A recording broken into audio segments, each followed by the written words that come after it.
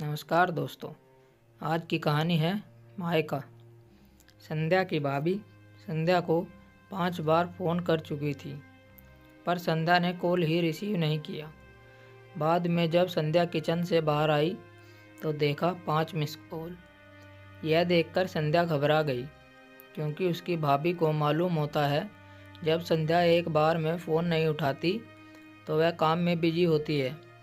जब संध्या का मन घबरा रहा था, क्योंकि भाभी के लगातार फ़ोन कराने से उसे टेंशन हो रही थी, कहीं कुछ अनहोनी न हो गई हो, क्योंकि संध्या के पिताजी की तबीयत भी कुछ दिनों से ठीक नहीं चल रही थी। अभी 2 दिन पहले ही संध्या अपने मायके से अपने पिताजी से मिलकर आई थी। संध्या ने हिम्मत करके भाभी को वापस कॉल किया तो भाभी ने फ़ोन उठाया और रोते हुए कहा, दीदी, पापा जी हमें छोड़कर चले गए। उनकी तबीयत रात से ही बहुत ख़राब हो रही थी।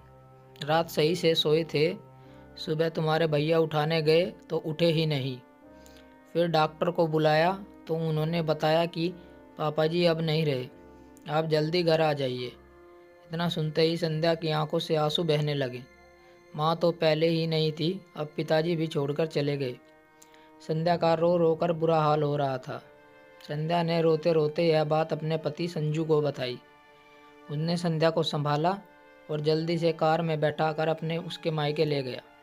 संध्या जैसे ही अपने घर पहुंची तो अपने पिताजी से लिपट कर खूब रोई। आखिर में संजू ने किसी तरह से समझाया और पिताजी का अंतिम संस्कार किया। सारे काम खत्म होने के बाद भी संध्या का रोना नहीं रुका था। उसे अपने पिताजी की बहुत याद आ रही थी। तभी उसकी चाची ने उसे संभाला और उसके आंसू पोंछे और कहने लगी, कोई बात नहीं संध्या, जेठ जी नहीं रहे तो क्या हुआ, मैं हूं ना तुम्हारी चाची। मेरा घर भी तुम्हारा मायका ही है। तेरा जब मन करे तू अपनी चाची के पास आ जाना। बेटी, मैं तेरा दर्द समझ सकती हूँ। दीदी तो पहले ही तुझे छोड़ के चली गई, अब जेठ जी भी तुझे छोड़ गए। कहते हैं न माँ बाप के जाने के बाद तो बेटियों का मायका ही छूट जाता है। भाभी भैया तो बस दिखावे के रिश्ते होते हैं, मायका तो माँ बाप से ही होता है। संध्या भी सोचने लगी, शायद चाची सही कह रही है। वह चाची से लिपट कर रोने लगी और कहने लगी, चाची मेरा भी मायका नहीं रहा। संध्या की भाभी दूर बैठी यह बातें सुन रही थी। फिर उसने पहले तो संध्या को चुप कराया और फिर चाची से कहने लगी, क्यों चाची, आपने ऐसा कैसे कह दिया, मायका माँ बाप से होता है।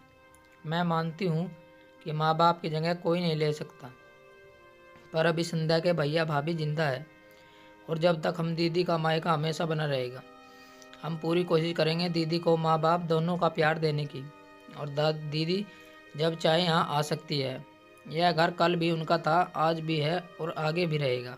चाची जी, मैं भी एक बेटी हूँ और मेरा भी मायका है, और मैं अच्छे से जानती हूँ कि बेटी के लिए मायका कितना ज़रूरी होता है। चाची जी, आप चाहे दीदी को अपने घर बुलाए, परंतु अपने भाई और भाभी के प्यार से उसे वंचित मत कीजिए। तभी चाची ने कहा, आजकल की बहू तेरी जैसी सोच वाली भाभी कम ही मिलती है, मुझे माफ़ कर देना, मैं संध्या को गलत शिक्षा दी। तभी संध्या भाभी के गले लगकर रोने लगी और बोली, भाभी आज आपने मुझे विश्वास दिला दिया कि भाभी भी माँ के समान ही होती है। अब मैं मान गई, जब तक आप हो मेरा मायका सदा बना रहेगा।